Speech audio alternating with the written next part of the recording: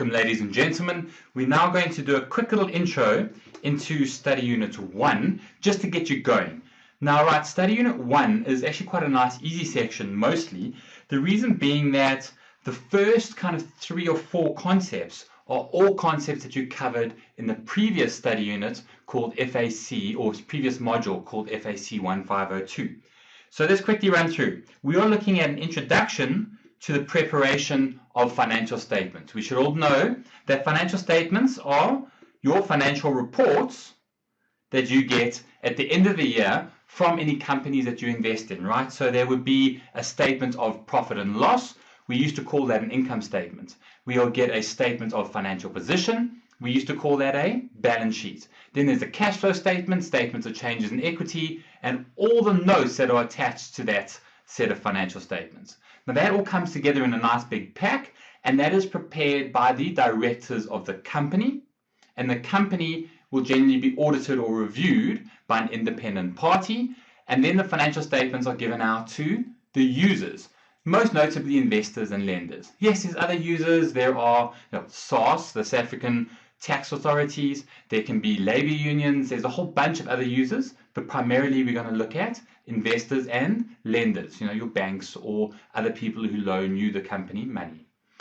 So this introduction chapter, not heavily examined, right? This is quite theoretical. The one part that will be in the exam for a few marks is the section that doesn't fit in so well, the financial instruments.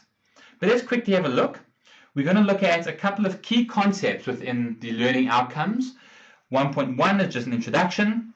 What is important for your greater accounting studies is the conceptual framework for financial reporting. We're going to spend some time on that. That one is very important. Here, International Financial Reporting Standards, IFRS. The most important thing here is just to define it so you know what we are dealing with, right? Again, not examinable, okay? But it will give you a background for the rest of your studies. Presentation of financial statements, IS1. What is going to be very important coming out of here is your layout, right? Then we move on to a whole new section now that you haven't covered before, and to be honest, I would have done in a separate study unit, but it's here, right? And that is financial instruments. Financial instruments are anything like your loan receivable payable. So there's a contract where one party owes the other party money. That's the most basic financial instruments. Or if you own shares in a company as an investment, right? You go and you buy shares in Anglo American. That is a financial asset to you, which is part of financial instruments.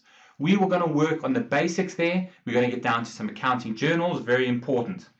Then the rest here is just a bit of a note on practical application of IS1, and I want you to work through the exercise and solutions, both in the actual study guide and the additional ones I'm going to give you. So what I need you to know is 1.1 to 1.4, they were all covered within FAC1601 and our revision here.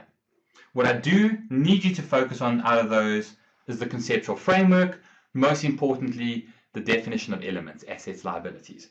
Then what will be in the exam is quite a bit on financial instruments. Okay, so let's get cracking. Please make sure you download the notes before you proceed with the videos in the online classroom. Thank you guys. Talk again shortly.